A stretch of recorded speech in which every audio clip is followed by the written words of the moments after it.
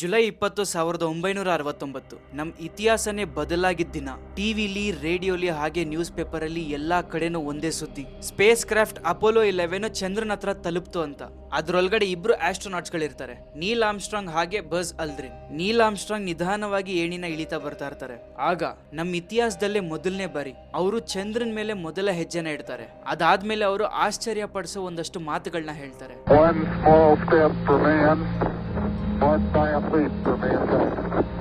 ಅಂದ್ರೆ ಮನುಷ್ಯನ ಒಂದು ಸಣ್ಣ ಹೆಜ್ಜೆ ಮಾನವ ಕುಲದ ಒಂದು ದೊಡ್ಡ ಜಿಗಿತ ಅಂತ. ಇದು ನಮ್ಮ ಇತಿಹಾಸದಲ್ಲೇ ಒನ್ ಆಫ್ ದಿ ಗ್ರೇಟೆಸ್ಟ್ ಅಚೀವ್ಮೆಂಟಾ ಇಲ್ವಾ? ಯಾಕಂದ್ರೆ ಸುಮಾರು 50 ವರ್ಷಕ್ಕಿಂತ ಜಾಸ್ತಿ ಆಗ್ತಾ ಬರ್ತಾ ಇದ್ರು ಜನರು ಈ ವಿಷಯನ ನಂಬೋದೇ ಇಲ್ಲ. ಜನರ ಪ್ರಕಾರ ಮೂನ್ ಲ್ಯಾಂಡಿಂಗ್ ಫೇಕ್ ಅಂತ.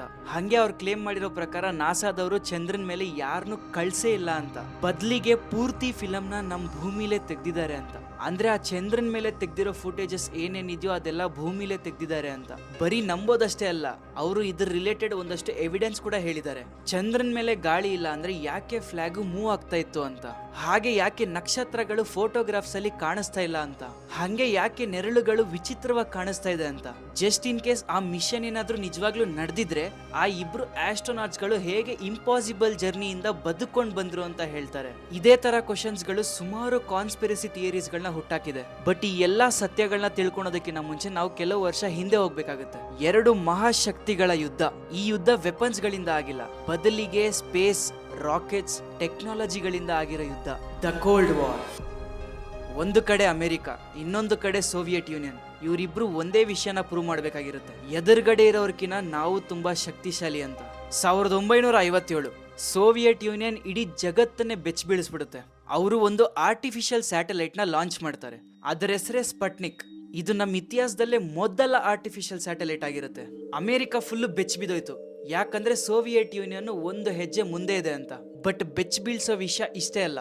1961 ಸೋವಿಯತ್ ಪೈಲಟ್, ಅವ್ರ ಹೆಸರೇ ಯೂರಿ ಗಾಗಾರಿನ್ ಅಂತ. ಅವರು ಸ್ಪೇಸ್ಗೆ ಹೋಗಿರೋ ಮೊದಲ ಮನುಷ್ಯ ಆಗಿರ್ತಾರೆ. ಸೊ ಇನ್ನೊಂದ್ಸಲಿ ಅಮೆರಿಕ ಸೋತೋಯ್ತು. ಬಟ್ ಅಮೆರಿಕಾಗೆ ಯಾವ ತರ ಪ್ರೆಷರ್ ಇರ್ಬೋದು ಅಂತ ನೀವೇ ಯೋಚನೆ ಮಾಡ್ಕೊಳ್ಳಿ.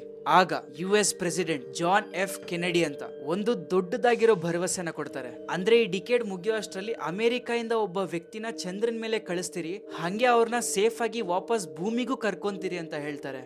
ಆ ಟೈಮಲ್ಲಿ ಎಲ್ರಿಗೂ ಇಂಪಾಸಿಬಲ್ ಅಂತಾನೆ ಅನಿಸ್ತು. ಯಾಕಂದ್ರೆ ಆ ಟೈಮಲ್ಲಿ ಇಂಟರ್ನೆಟ್ ಇರಲಿಲ್ಲ, ಸ್ಮಾರ್ಟ್ ಫೋನ್ ಇರಲಿಲ್ಲ, ಹಾಗೆ ಮಾಡರ್ನ್ ಕಂಪ್ಯೂಟರ್ ಕೂಡ ಇರಲಿಲ್ಲ. ಬಟ್ ಸ್ಟಿಲ್ ಅಮೆರಿಕ ಈ ದೊಡ್ಡ ಭರವಸೆನ ಕೊಡ್ತಾರೆ. ಸೊ ಈ ಕನ್ಸನ್ನ ನನ್ಸ್ ಮಾಡೋದಕ್ಕೋಸ್ಕರ ಅಮೆರಿಕ ಒಂದು ದೊಡ್ಡದಾಗಿರೋ ಪ್ರಾಜೆಕ್ಟ್ ಮೇಲೆ ವರ್ಕ್ ಮಾಡ್ತಾರೆ. ಬಟ್ ನೀವೇ ಯೋಚನೆ ಮಾಡಿ, ಚಂದ್ರನ್ ಮೇಲೆ ಒಬ್ಬ ವ್ಯಕ್ತಿನ ಕಳಿಸ್ಬೇಕಂದ್ರೆ ಎಷ್ಟು ಕಷ್ಟ ಅಂತ. ಬಟ್ ಅಪೋಲೋ 11 ಇತಿಹಾಸ ಆಗೋದಕ್ಕಿಂತ ಮುಂಚೆ ಅವರು ಒಂದಷ್ಟು ಟ್ರಾಜಿಡಿನ ಎದುರಿಸಬೇಕಾಗಿರುತ್ತೆ. ಬಟ್ ಈ ಅಪೋಲೋ 11 ಆಗೋದಕ್ಕಿಂತ ಮುಂಚೆ ಇದರಿಂದ ಏನೇನ್ ಕೆಲಸ ನಡೆದಿದೆ ಅಂತ ತಿಳ್ಕೊಂಡ್ರೆ ನೀವು ಕೂಡ ಶಾಕ್ ಆಗ್ತೀರಾ. ಯಾಕಂದ್ರೆ ಇವ್ರ ಮಿಷನ್ ಬರೀ ಚಂದ್ರನ್ ಮೇಲೆ ಹೋಗೋದಷ್ಟೇ ಅಲ್ಲ, ಅವ್ರನ್ನ ಸೇಫ್ ಆಗಿ ವಾಪಸ್ ಕರ್ಕೊಳ್ಳೋದು ಕೂಡ. ಈ ಮಿಷನ್ ಸಕ್ಸಸ್ ಆಗೋದಕ್ಕಿಂತ ಮುಂಚೆ ವರ್ಷಗಳ ಗಟ್ಲೆ ಕೆಲಸ ಮಾಡ್ತಾ ಇರ್ತಾರೆ. ವರ್ಷಗಳ ಗಟ್ಲೆ ಟೆಸ್ಟಿಂಗ್, ಫೇಲ್ಯೂರ್ಸ್, ರಿಸ್ಕ್. ಬಟ್ ಅವಾಗ್ಲೇ ಒಂದು ದುರಂತ ನಡೆಯುತ್ತೆ. ಜನವರಿ 27, 1967 ನಾಸಾ ತನ್ನ ಮೊದಲ ಮಿಷನ್ಗೆ ಎಲ್ಲಾ ಸಿದ್ಧತೆನ ಮಾಡ್ಕೊಂತಾ ಇರ್ತಾರೆ. ಅಪೋಲೋ 1 ಎಲ್ಲಾನು ನಾರ್ಮಲ್ ಆಗೇ ಇರುತ್ತೆ. ಬಟ್ ಆ ಸ್ಪೇಸ್ ಕ್ರಾಫ್ಟ್ ಒಳಗಡೆಯಿಂದ ಬೆಂಕಿ ಕಾಣಿಸ್ಕೊಳ್ಳುತ್ತೆ. ಆ ಬೆಂಕಿ ಸಡನ್ ಆಗಿ ಎಲ್ಲಾ ಕಡೆ ಹರಡಕ್ಕೆ ಶುರು ಆಗ್ತಾ ಇರುತ್ತೆ. ಅಲ್ಲಿ ಇದ್ದಿದ್ದ ಕ್ರೂಗೆ ಎಸ್ಕೇಪ್ ಆಗೋ ಚಾನ್ಸ್ ಕೂಡ ಇರಲಿಲ್ಲ. ಸೊ 3 ಆಸ್ಟ್ರೋನಾಟ್ಸ್ ಗಳು ತನ್ನ ಜೀವನ ಕಳ್ಕೊಂತಾರೆ. ಸೊ ಇದಾದ್ಮೇಲೆ ಜನರಿಗೆ ಈ ಮಿಷನ್ ಮೇಲೆ ಇದ್ದಿದ್ದ ಭರವಸೆ ಕಳೆದೋಯ್ತು. ಬಟ್ ನಾಸಾದವರು ಅಲ್ಲಿಗೆ ನಿಲ್ಲಿಸಲಿಲ್ಲ, ಬದಲಿಗೆ ಅವರು ಎಲ್ಲಾನು ಇಂಪ್ರೂವ್ ಮಾಡ್ಕೊಂತ ಹೋಗ್ತಾ ಇದ್ರು. ಒಂದಾದ್ಮೇಲೆ ಒಂದು ಮಿಷನ್ಸ್ ಬರಕ್ಕೆ ಶುರು ಆಯ್ತು. ಅಪೋಲೋ 4, ಅಪೋಲೋ 5, ಅಪೋಲೋ 6 ಈ ಎಲ್ಲಾ ಮಿಷನ್ಸ್ ಚಂದ್ರನ್ ಮೇಲೆ ಕಾಲಿಡಕ್ಕೆ ನಾಸಾದವರಿಗೆ ಒಂದೊಂದು ಹೆಜ್ಜೆ ತರ. ಸೊ ಈಗ ಅಪೋಲೋ 7 ಬರುತ್ತೆ, the first successful manned Apollo mission. ಇದಾದ್ಮೇಲೆ ಅಪೋಲೋ 8 ಬರುತ್ತೆ, ಇದು ಮೂನ್ಸ್ ಆರ್ಬಿಟ್ ಮೇಲೆ ಟ್ರಾವೆಲ್ ಮಾಡುತ್ತೆ. ಅದಾದ್ಮೇಲೆ ಅಪೋಲೋ 9 ಇದು ಲೂನಾರ್ ಮಾಡ್ಯೂಲ್ ನ ಟೆಸ್ಟ್ ಮಾಡುತ್ತೆ. ಅದಾದ್ಮೇಲೆ Apollo 10 final rehearsal before final mission. ಅಂದ್ರೆ ಫೈನಲ್ ಮಿಷನ್ ನಡೆಯೋದಕ್ಕಿಂತ ಮುಂಚೆ ಒಂದು ಸಣ್ಣ ರಿಹರ್ಸಲ್. ಸೊ ನಿಮ್ಗನ್ನಿಸ್ಬೋದು ಇದೆಲ್ಲ ಫಾಸ್ಟ್ ಆಗಿ ನಡೀತಾ ಇದೆ ಅಂತ. ನಿಜವಾಗ್ಲೂ ಫಾಸ್ಟ್ ಆಗಿ ನಡೀತಾ ಇದೆ. ಫೈನಲಿ ಜುಲೈ 16, 1969 ಆ ಕ್ಷಣ ಬಂದೇ ಬಿಡ್ತು. 2, 1, 0 all engine running. Liftoff. We have a liftoff. 32 minutes past the hour. Liftoff on Apollo 11. Apollo 11 launch ಆಯ್ತು. ಆ ಸ್ಪೇಸ್ ಕ್ರಾಫ್ಟ್ ಅಲ್ಲಿ 3 ಜನ ಇರ್ತಾರೆ, ನೀಲ್ ಆರ್ಮ್ಸ್ಟ್ರಾಂಗ್, ಬಜ್ ಅಲ್ಡ್ರಿನ್ ಹಾಗೆ ಮೈಕಲ್ ಕಾಲಿನ್ಸ್. ಈ ಹೆಸರು ಇತಿಹಾಸಕ್ಕೆ ಸೇರ್ಕೊಳ್ಳಕ್ಕೆ ಕೆಲವೇ ಕ್ಷಣಗಳು. ಬಟ್ ಯಾರಿಗೂ ಗೊತ್ತಿರಲ್ಲ ಅವರು ಎಷ್ಟು ದೊಡ್ಡ ಡಿಸಾಸ್ಟರ್ ಹತ್ರ ಹೋಗ್ತಾ ಇರ್ತಾರೆ ಅಂತ.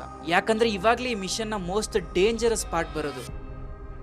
ಸೊ ಅಪೋಲೋ 11 ಇವಾಗ 4 ಲಕ್ಷ ಕಿಲೋಮೀಟರ್ಸ್ಗಳನ್ನ ದಾಟಿದೆ. ಫೈನಲಿ ಚಂದ್ರನ ಹತ್ರ ಹೋಗಿದೆ. ಬಟ್ ಇವಾಗ್ಲೇ ಮೋಸ್ಟ್ ಡೇಂಜರಸ್ ಪಾರ್ಟ್ ಬರೋದು, ಲ್ಯಾಂಡಿಂಗ್. ಆ ಸ್ಪೇಸ್ ಕ್ರಾಫ್ಟ್ 2 ಪಾರ್ಟ್ಸ್ ಆಗಿ ಸಪರೇಟ್ ಆಗುತ್ತೆ. ಮೈಕಲ್ ಕಾಲಿನ್ಸ್ ಅಲ್ಲೇ ಮೂನ್ ಆರ್ಬಿಟ್ ಅಲ್ಲೇ ಉಳ್ಕೊಂತಾರೆ. ಬಟ್ ನೀಲ್ ಆರ್ಮ್ಸ್ಟ್ರಾಂಗ್ ಹಾಗೆ ಬಸ್ ಅಲ್ದ್ರಿನ್ ಕೆಳಗಡೆ ಇಳಿಯಕ್ಕೆ ಶುರು ಮಾಡ್ತಾರೆ. ಎಲ್ಲಾನು ನಾರ್ಮಲ್ ಆಗೇ ಇರುತ್ತೆ. ಬಟ್ ಸಡನ್ ಆಗಿ ಅಲಾರ್ಮ್ ಕಾಣಿಸ್ಕೊಳುತ್ತೆ, 1201 1202 ಅಂತ. 1201 ಅಂದ್ರೆ ಕಂಪ್ಯೂಟರ್ ಓವರ್ಲೋಡ್ ಆಗಿದೆ ಅಂತ. ಅದೇ 1202 ಅಂದ್ರೆ ಒಂದು ಟೈಮ್ ಅಲ್ಲಿ ಸುಮಾರು ಟಾಸ್ಕ್ ಗಳು ನಡೀತಾ ಇದೆ ಅಂತ, ಅಂದ್ರೆ ಎಕ್ಸಿಕ್ಯೂಟಿವ್ ಓವರ್ಫ್ಲೋ ಅಂತ. ನೀಲ್ ಆರ್ಮ್ಸ್ಟ್ರಾಂಗ್ ಹಾಗೆ ಬಸ್ ಅಲ್ಡ್ರಿನ್ಗೆ ಆ ಅಲಾರ್ಮ್ ಬಗ್ಗೆ ಗೊತ್ತಿರ್ಲಿಲ್ಲ. ಆ ಕ್ಷಣದಲ್ಲಿ ಅವರಿಬ್ಬರಿಗೂ ಈ ಮಿಷನ್ ಫೇಲ್ ಆಗ್ಬೋದು ಅಂತ ಅನ್ಕೊಂಡಿದ್ರು. ಬಟ್ ಮಿಷನ್ ಕಂಟ್ರೋಲ್ ತಕ್ಷಣ ಅಲ್ಲಿದ್ದ ಪರಿಸ್ಥಿತಿನ ಚೆಕ್ ಮಾಡ್ತಾರೆ. ಕಂಪ್ಯೂಟರ್ ಓವರ್ಲೋಡ್ ಆಗಿದೆ, ಬಟ್ ಇನ್ನು ಕೆಲಸ ಮಾಡ್ತಾ ಇದೆ ಅಂತ ಹೇಳ್ತಾರೆ. ಸೊ ಅವರಿಬ್ರು ಲ್ಯಾಂಡಿಂಗ್ ನ ಮುಂದುವರಿಸ್ತಾರೆ.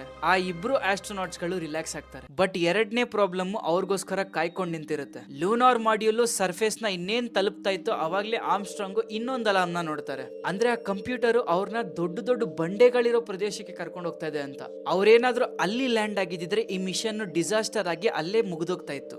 ಸೊ ಅದಕ್ಕೆ ಆರ್ಮ್ಸ್ಟ್ರಾಂಗ್ ಒಂದು ಕೆಲಸ ಮಾಡ್ತಾರೆ. ಅವರು ಆಟೋಮೆಟಿಕ್ ಕಂಟ್ರೋಲ್ ಇರೋದನ್ನ ಮ್ಯಾನ್ಯುಯಲ್ ಕಂಟ್ರೋಲ್ ಆಗಿ ಸ್ವಿಚ್ ಮಾಡ್ತಾರೆ. ಸೊ ಸ್ವತಃ ಆರ್ಮ್ಸ್ಟ್ರಾಂಗ್ ಇವಾಗ ಸ್ಪೇಸ್ ಕ್ರಾಫ್ಟ್ ನ ಓಡಿಸ್ತಾ ಇದ್ದಾರೆ.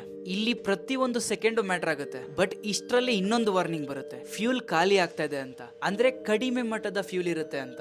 ಮಿಷನ್ ಕಂಟ್ರೋಲ್ ಕೌಂಟ್ ಡೌನ್ ಶುರು ಮಾಡ್ತಾರೆ. 60 ಸೆಕೆಂಡ್, ಅದಾದ್ಮೇಲೆ 30 ಸೆಕೆಂಡ್. ಅವ್ರೇನಾದ್ರೂ ಇಷ್ಟು ಸೆಕೆಂಡ್ಸ್ ಅಲ್ಲಿ ಲ್ಯಾಂಡ್ ಮಾಡಿಲ್ಲ ಅಂದಿದ್ರೆ ಮಿಷನ್ ಅಬೌಟ್ ಆಗ್ತಾ ಇತ್ತು, ಅಂದ್ರೆ ರದ್ದುಗೊಳಿಸ್ತಾ ಇದ್ರು. ಬಟ್ ಫೈನಲ್ ಆಗಿ ಒಂದು ರೇಡಿಯೋ ಮೆಸೇಜ್ ತಲುಪುತ್ತೆ,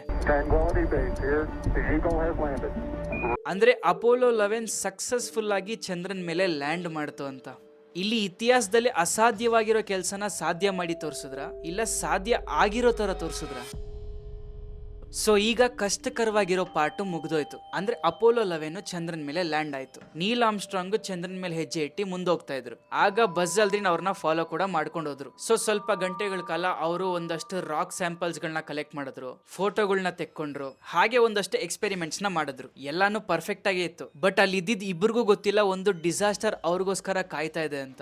ಸೊ ಇದಕ್ಕಿನ್ನ ಕೆಲವು ಕ್ಷಣಗಳ ಮುಂಚೆ ಲ್ಯೂನಾರ್ ಮಾಡೆಲ್ ಇಂದ ನೀಲ್ ಆರ್ಮ್ಸ್ಟ್ರಾಂಗ್ ಕೆಳಗಡೆ ಇಳಿಬೇಕಂದ್ರೆ ಅವರು ಸ್ಪೇಸ್ ಕ್ರಾಫ್ಟ್ ನ ಒಂದು ಪಾರ್ಟ್ಗೆ ತಗಲ್ಸ್ಕೊಂಡು ಹೋಗ್ಬಿಟ್ಟಿರ್ತಾರೆ. ಮೊದ್ಲಿಗೆ ಖುಷಿಲಿ ಯಾರು ಅದನ್ನ ನೋಟಿಸ್ ಮಾಡಿರಲ್ಲ. ಬಟ್ ಆಸ್ಟ್ರೋನಾಟ್ಸ್ ಗಳು ಮತ್ತೆ ವಾಪಸ್ ಬರ್ಬೇಕಂದ್ರೆ ಆ ವಿಷಯನ ನೋಟಿಸ್ ಮಾಡ್ತಾರೆ. ಆ ಮುರಿದೋಗಿರೋ ಸ್ವಿಚ್ ಇಂಜಿನ್ ನ ಸ್ಟಾರ್ಟ್ ಮಾಡೋದಾಗಿರುತ್ತೆ. ಅಂದ್ರೆ ಆ ಸ್ವಿಚ್ ಇಲ್ದಿರ ಇಂಜಿನ್ ಸ್ಟಾರ್ಟ್ ಕೂಡ ಆಗಲ್ಲ ಅಂತ. ಆ ಇಂಜಿನ್ ಸ್ಟಾರ್ಟ್ ಆಗಿಲ್ಲ ಅಂದ್ರೆ ಅವರು ಚಂದ್ರದಿಂದ ಆಚೆ ಬರಕ್ಕಾಗಲ್ಲ. ಆ ಚಂದ್ರದಿಂದ ಆಚೆ ಬರಕ್ಕಾಗಿಲ್ಲ ಅಂದ್ರೆ ಅವರು ಮತ್ತೆ ವಾಪಸ್ ಮನೆಗೆ ಬರಕ್ಕಾಗಲ್ಲ. ನಮ್ ಭೂಮಿಯಿಂದ ಲಕ್ಷಾಂತರ ಕಿಲೋಮೀಟರ್ ದೂರ ಯಾವುದೇ ತರದ ರೆಸ್ಕ್ಯೂ ಮಿಷನ್ ಇರಲ್ಲ, ಯಾವುದೇ ತರದ ಬ್ಯಾಕಪ್ ಪ್ಲಾನ್ ಕೂಡ ಇರಲ್ಲ. ಇಂಜಿನ್ ಏನಾದ್ರೂ ಕೆಲಸ ಮಾಡಿಲ್ಲ ಅಂದ್ರೆ ಅವರಲ್ಲೇ ಟ್ರಾಪ್ ಅಂತ. ನಾಸಾದವರು ಸೊಲ್ಯೂಷನ್ ನ ಹುಡ್ಕಕ್ಕೆ ತುಂಬಾನೇ ಪ್ರಯತ್ನ ಪಡ್ತಾರೆ. ಬಟ್ ಅಲ್ದ್ರಿನ್ ಒಂದು ವಿಷಯನ ನೋಟಿಸ್ ಮಾಡ್ತಾರೆ, ಒಂದು ಬಾಲ್ ಪಾಯಿಂಟ್ ಪೆನ್. ಆ ಪೆನ್ ಇಂದ ಕೇರ್ಫುಲ್ ಆಗಿ ಆ ಮುರಿದೋಗಿರೋ ಸ್ವಿಚ್ ನ ಆಪರೇಟ್ ಮಾಡಕ್ ಹೋಗ್ತಾರೆ. ಆಶ್ಚರ್ಯ ಏನಂದ್ರೆ ಆ ಪ್ಲಾನ್ ವರ್ಕ್ ಆಗುತ್ತೆ. ಸರ್ಕ್ಯೂಟ್ ಕಂಪ್ಲೀಟ್ ಆಗಿ ಇಂಜಿನ್ ಸ್ಟಾರ್ಟ್ ಆಗುತ್ತೆ. ಸೊ ಈಗ ಅಪೋಲೋ 11 ಚಂದ್ರದಿಂದ ಹೊರಡಕ್ಕೆ ಎಲ್ಲಾ ಸಿದ್ಧತೆನ ಮಾಡ್ಕೊಂಡಿತ್ತು. ಬಟ್ ಭೂಮಿಲಿ ಪ್ರೆಸಿಡೆಂಟ್ ರಿಚಾರ್ಡ್ ನಿಕ್ಸಾನ್ ಒಂದು ಸೀಕ್ರೆಟ್ ಸ್ಪೀಚ್ ನ ರೆಡಿ ಮಾಡ್ಕೊಂತ ಇದ್ರು. ಅಂದ್ರೆ ಅವರಿಬ್ರು ವಾಪಸ್ ಭೂಮಿಗೆ ಬಂದ್ಮೇಲೆ ಹೇಳಕ್ಕಲ್ಲ, ಇನ್ ಕೇಸ್ ಅವ್ರ ಮಿಷನ್ ಫೇಲ್ ಆಗಿ ಅಲ್ಲೇ ಚಂದ್ರನ್ ಮೇಲೆ ಉಳ್ಕೊಂಡ್ ಬಿಟ್ರೆ ಅಂತ. ಯಾಕಂದ್ರೆ ಈ ಮಿಷನ್ ಎಷ್ಟು ಕಷ್ಟಕರವಾಗಿರೋ ಮಿಷನ್ ಅಂತ ನಾಸಾದವ್ರಿಗೆ ಗೊತ್ತು. ಬಟ್ ಇನ್ನೂ ಮಿಷನ್ ಸಕ್ಸಸ್ ಆಗಿಲ್ಲ. ಅವರು ಸೇಫ್ ಆಗಿ ವಾಪಸ್ ಭೂಮಿಗೂ ತಲುಪಬೇಕಾಗಿತ್ತು. ಸೊ ಇವಾಗ್ಲೇ ಮೋಸ್ಟ್ ಇಂಟ್ರೆಸ್ಟಿಂಗ್ ಪಾರ್ಟ್ ಬರೋದು. ಸೊ ಈಗ ಅಪೋಲೋ 11 ಮೂನ್ ಇಂದ ಹೊರಡುತ್ತೆ. ಭೂಮಿಗೆ ಸೇಫ್ ಆಗಿ ಕೂಡ ತಲುಪುತ್ತೆ. ಮಿಷನ್ ಸಕ್ಸಸ್ ಕೂಡ ಆಗುತ್ತೆ. ಕೋಟ್ಯಾಂತರ ಜನರು ಇದನ್ನ ಸೆಲೆಬ್ರೇಟ್ ಮಾಡ್ತಾರೆ. ನ್ಯೂಸ್ ಪೇಪರ್ಸ್ ಅಲ್ಲಿ, ರೇಡಿಯೋಸ್ ಅಲ್ಲಿ ಎಲ್ಲಾ ಕಡೆನೂ ಇದರದೇ ಸುದ್ದಿ. ಬಟ್ ಸುಮಾರು ಜನರು ಈ ವಿಷಯನ ನಂಬಲ್ಲ. ಹೀಗೆ ವರ್ಷಗಳು ಕಳೀತಿದ್ದಂಗೆ ಜನರು ಪ್ರಶ್ನೆ ಮಾಡಕ್ಕೆ ಶುರು ಮಾಡ್ತಾರೆ, what if Moon landing never happened ಅಂತ. ಅಂದ್ರೆ ಚಂದ್ರನ್ ಮೇಲೆ ಯಾರು ಕಾಲೇ ಇಟ್ಟಿಲ್ಲ ಅಂತ.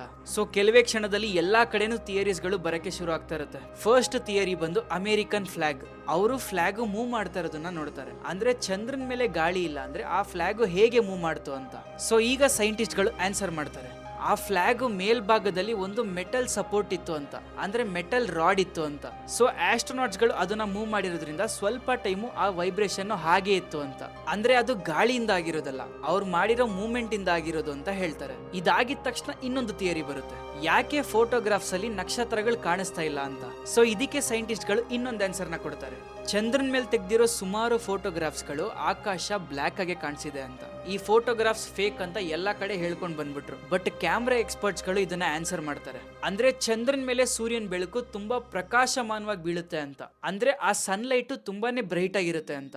ಸೊ ಅದಕ್ಕೆ ಆ ಕ್ಯಾಮ್ರಾಗಳನ್ನ ಆ ಬ್ರೈಟ್ ಲೈಟ್ ಗೆ ಅಡ್ಜಸ್ಟ್ ಮಾಡಿದೀರಿ ಅಂತ ಹೇಳ್ತಾರೆ. ಸೊ ಹಂಗ ಅಡ್ಜಸ್ಟ್ ಮಾಡಿರೋದ್ರಿಂದ ನಕ್ಷತ್ರಗಳು ಕಾಣಿಸ್ತಾ ಇಲ್ಲ ಅಂತ ಹೇಳ್ತಾರೆ. ಬಟ್ ಇಲ್ಲಿ ಇನ್ನೊಂದು ಪ್ರಶ್ನೆ ಬರುತ್ತೆ, ನೆರಳು ಮೇಲೆ ಯಾಕೆ ಕೆಲವು ನೆರಳುಗಳು ಬೇರೆ ಬೇರೆ ದಿಕ್ಕಲ್ಲಿ ಕಾಣಿಸ್ತಿದೆ ಅಂತ ಹೇಳ್ತಾರೆ. ಅಂದ್ರೆ ಇವಾಗ ನಾವು ನೋಡ್ಬೇಕಂದ್ರೆ ಅದ್ ಯಾವ್ದೋ ಸ್ಟುಡಿಯೋದಲ್ಲಿ ತೆಗ್ದಿರೋ ತರಾನೇ ಕಾಣಿಸುತ್ತೆ. ಬಟ್ ಸೈಂಟಿಸ್ಟ್ ಗಳು ಇದನ್ನೇ ಎಕ್ಸ್ಪ್ಲೇನ್ ಮಾಡ್ತಾರೆ. ಚಂದ್ರನ್ ಮೇಲೆ ಬೀಳೋ ಸನ್ಲೈಟ್ ರಿಫ್ಲೆಕ್ಟ್ ಆಗ್ತಾ ಇರೋದ್ರಿಂದ ಈ ತರ ನೆರಳುಗಳನ್ನ ಕ್ರಿಯೇಟ್ ಮಾಡುತ್ತೆ ಅಂತ ಹೇಳ್ತಾರೆ. ಸೊ ಒಂದೊಂದಾಗಿ ಎಲ್ಲಾ ಥಿಯರೀಸ್ ಗಳನ್ನ ಎಕ್ಸ್ಪ್ಲೇನ್ ಮಾಡ್ಕೊಂತ ಬರ್ತಾರೆ. ಬಟ್ ಥಿಯರಿಸ್ಟ್ ಗಳು ಒಂದು ಪ್ರಶ್ನೆನ ಕೇಳ್ತಾರೆ, ಇನ್ ಕೇಸ್ ಅಮೆರಿಕದವರು ಮೂನ್ ಲ್ಯಾಂಡಿಂಗ್ ನ ಫೇಕ್ ಮಾಡಿದ್ರೆ ಹೇಗೆ ಸೋವಿಯತ್ ಯೂನಿಯನ್ ಇದನ್ನ ಅಕ್ಸೆಪ್ಟ್ ಮಾಡಿದ್ರು ಅಂತ.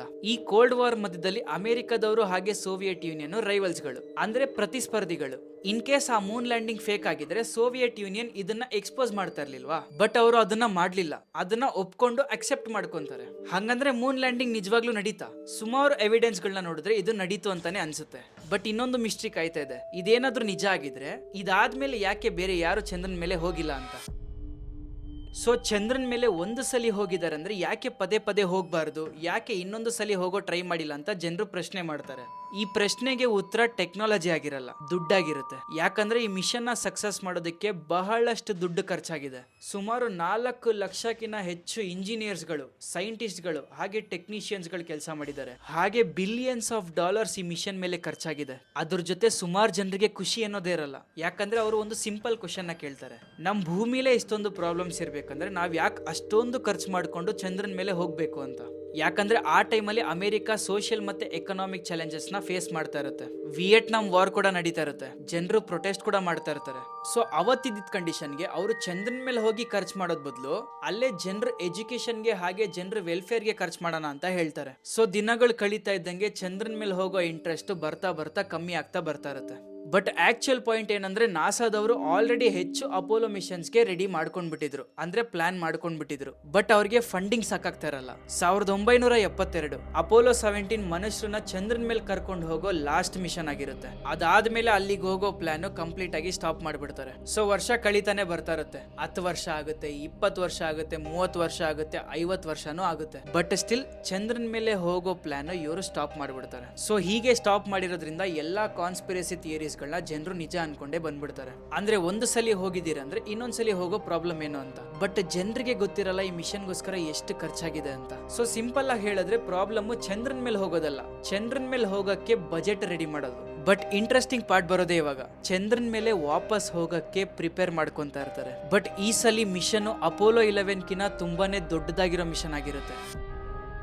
ಸುಮಾರು 50 ವರ್ಷಕ್ಕಿಂತ ಜಾಸ್ತಿ ವರ್ಷ ಕಳೀತಾ ಬರ್ತಾ ಇರುತ್ತೆ. ಮತ್ತೆ ಯಾರು ಚಂದ್ರನ್ ಮೇಲೆ ಕಾಲಿಟ್ಟಿರಲ್ಲ. ಸೊ ನಾವು ನೀವು ನಂಬಿರೋ ಪ್ರಕಾರ ಯಾರು ಮತ್ತೆ ಆ ಚಂದ್ರನ್ ಮೇಲೆ ಹೋಗಲ್ಲ ಅಂತ. ಬಟ್ ಇವತ್ತಿಗೆ ಒಂದು ಹೊಸ ಸ್ಪೇಸ್ ರೇಸ್ ಶುರುವಾಗಿದೆ. ಮತ್ತೊಮ್ಮೆ ಚಂದ್ರನೇ ಡೆಸ್ಟಿನೇಷನ್. ನಾಸಾದವರು ಒಂದು ಹೊಸ ಪ್ರೋಗ್ರಾಮ್ ನ ಲಾಂಚ್ ಮಾಡಿದ್ರು, ಆರ್ಟಿಮಿಸ್ ಅಂತ. ಆರ್ಟಿಮಿಸ್ ಅಂದ್ರೆ ಗ್ರೀಕ್ ಗಾಡೆಸ್ ಆಫ್ ಮೂನ್ ಅಂತ. ಈ ಮಿಷನ್ ಗೋಲ್ ಸಿಂಪಲ್, ಬರೀ ಚಂದ್ರನ್ ಮೇಲೆ ಹೋಗೋದಷ್ಟೇ ಅಲ್ಲ, ಅಲ್ಲೇ ಉಳ್ಕೊಳ್ಳೋ ವ್ಯವಸ್ಥೆ ಮಾಡ್ತಿದ್ದೀರಿ ಅಂತ ಹೇಳ್ತಾರೆ. ಅಂದ್ರೆ ಪರ್ಮನೆಂಟ್ ಆಗಿ ಅಲ್ಲೇ ಉಳ್ಕೊಳ್ಳೋ ವ್ಯವಸ್ಥೆ. 2022 ನಾಸಾದವರು ಆರ್ಟಿಮಿಸ್ 1 ನ ಸಕ್ಸಸ್ಫುಲ್ ಆಗಿ ಲಾಂಚ್ ಮಾಡ್ತಾರೆ. ಅದು ಚಂದ್ರನ್ ಸುತ್ತಲೂ ಸುತ್ತಾಡ್ಕೊಂಡು ಸೇಫ್ ಆಗಿ ವಾಪಸ್ ಕೂಡ ಬರುತ್ತೆ. ಬಟ್ ಆ ಸ್ಪೇಸ್ ಕ್ರಾಫ್ಟ್ ಅಲ್ಲಿ ಜನರಿರಲ್ಲ, ಅಂದ್ರೆ ಆಸ್ಟ್ರೋನಾಟ್ಸ್ ಗಳು ಇರಲ್ಲ, ಕಂಪ್ಲೀಟ್ ಆಗಿ ಖಾಲಿ ಇರುತ್ತೆ, ಅನ್ಕ್ರೂಡ್ ಮಿಷನ್. ಸೊ ಇದಾದ್ಮೇಲೆ ನೆಕ್ಸ್ಟ್ ಸ್ಟೆಪ್ ಆರ್ಟಿಮಿಸ್ 2, ಇದರಲ್ಲಿ ಆಸ್ಟ್ರೋನಾಟ್ಸ್ ಇರ್ತಾರೆ, ಕ್ರೂಡ್ ಮಿಷನ್. ಅದಾದ್ಮೇಲೆ ಆರ್ಟಿಮಿಸ್ 3, ಇದರಲ್ಲಿ ಚಂದ್ರನ್ ಮೇಲೆ ನಡೆಯೋ ಮೊದಲ ಮಹಿಳೆನೂ ಸೇರ್ಕೊಂಡಿರ್ತಾರೆ. ಸೊ ಇಷ್ಟೊಂದೆಲ್ಲ ಇನ್ಫಾರ್ಮೇಶನ್ಸ್ ಕೊಟ್ಮೇಲೆ ಆ ಮೂನ್ ಲ್ಯಾಂಡಿಂಗ್ ನಿಜನಾ ಇಲ್ಲ ಫೇಕಾ ನೀವೇ ಡಿಸೈಡ್ ಮಾಡಿ. ಬಟ್ ಒಂದು ವಿಷಯ ಕ್ಲಿಯರ್, ಬಿಗ್ಗೆಸ್ಟ್ ಅಚೀವ್ಮೆಂಟ್ 1969 ನಡೆದಿದ್ದಲ್ಲ, ಇನ್ನು ಮುಂದೆ ಏನ್ ನಡೆಯುತ್ತೆ ಅದು. ಇದನ್ನ ಬಿಟ್ಟು ನಿಮ್ಗೆ ಏನಾದ್ರೂ ಗೊತ್ತಿದ್ರೆ ಕಮೆಂಟ್ ಅಲ್ಲಿ ತಿಳಿಸಿ. ಜನ ಕಾಯ್ತಾ ಇರ್ತಾರೆ, ನಾನು ಕಾಯ್ತಾ ಇರ್ತೀನಿ. ಸೊ ಮುಂದಿನ ವಿಡಿಯೋದಲ್ಲಿ ಹೊಸ ವಿಷಯದ ಬಗ್ಗೆ ಮಾತಾಡೋಣ ಅಂತ ಇವತ್ತಿನ ವಿಡಿಯೋ ಇಲ್ಲಿಗೆ ಮುಗಿಸೋಣ. ನಮಸ್ಕಾರ.